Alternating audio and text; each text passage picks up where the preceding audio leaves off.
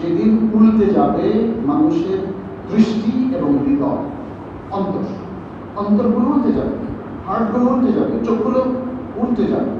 সেই দিনের ভয়াবহতার কারণে রক্ষা পাবে শুধু মুমিন হৃদয়। তাদের সব কিছু রক্ষা পাবে, কারণ আল্লাহ তাদেরকে প্রোটেকশন দেবে।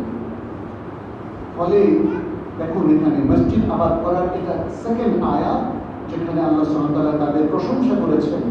তারা সকাল সন্ধ্যা আল্লাহকে স্মরণ করে, আল্লাহর ইবাদত করে এবং আল্লাহর জিকির, আল্লাহর জন্য সালাত পড়া, আল্লাহর অবধারিত যাকাত আদায় করা থেকে তাদেরকে কোনো কিছু দুনিয়ার জীবন, এই বেচা কেনা, তিজারত, নানা রকম ব্যস্ততা, পেশাগত দায়িত্ব পালন, এগুলো তাদেরকে বাধা। আজকে আমাদেরকে একটু মেলাতে হবে, আল্লাহ যাদের কথা উল্লেখ করেছেন আমরা কি তাদের মতো হতে পেরেছি কিনা, হওয়ার ইচ্ছা আছে কিনা। আর এই যে মসজিদ, যেখানে আজকে আমরা একসাথে হলাম কিছু কথা শেয়ার করার জন্য আজকে এই খুতবা, এবং পাশাপাশি ঢাকা থেকে আমাদের আরো মেহমান এসেছেন, তারাও কথা বলবেন আসরের পরে ইনশাআল্লাহ। এর মধ্য দিয়ে এই এলাকায় যদি মসজিদ ভিত্তিক একটা জাগরণ তৈরি করা যায়, তাহলে সেটাই কিন্তু আল্লাহ চাচ্ছেন।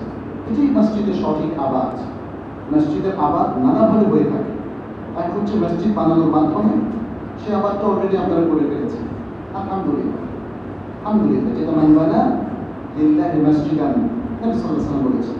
দ্বিতীয় আবাদটা হচ্ছে, এটাকে বলা হয় আল ইমারা আল মা'নুবিয়্যা, আসল আবাদ।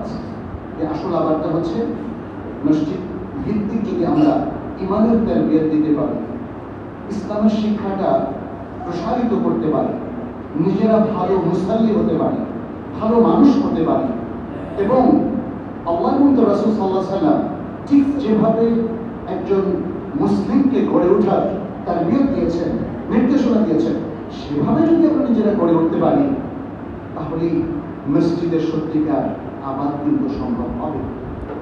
আর যদি আমরা নিজেদের আত্মগঠন করতে না পারি, ভুলভাবে যদি জীবন যাপন করি, অন্যায় অসত্যের সাথে যদি আমরা সম্পৃক্ত থাকি এবং হালাল হারাম বেছে যদি আমরা না চলি, তাহলে মসজিদের আবাদ কিন্তু আমাদের হাতে সঠিকভাবে হবে না।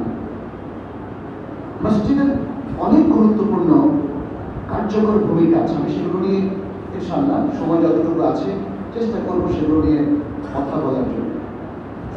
মসজিদের অন্যতম একটা ভূমিকা হলো, মসজিদ ইবাদতের জায়গা হওয়ার পাশাপাশি এটা একটা মারকাজুল উলুম, ইলমের একটা মারকাজ।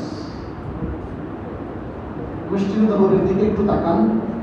নবী সাল্লাল্লাহু আলাইহি ওয়াসাল্লাম মদিনায় এসে নিজ হাতে প্রথম যে মসজিদটা বানিয়েছিলেন সেটা হলো আল মসজিদ নববী।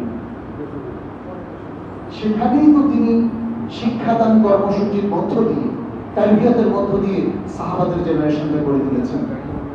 সাহাবারা কার কাছে কোরআনের তালিম নিয়েছেন বলেন তো? নবী সাল্লাল্লাহু আলাইহি ওয়াসাল্লামের কাছ থেকে না? কার কাছ থেকে হাদিস নিয়েছেন? নবী সাল্লাল্লাহু আলাইহি ওয়াসাল্লামের কাছ থেকে না?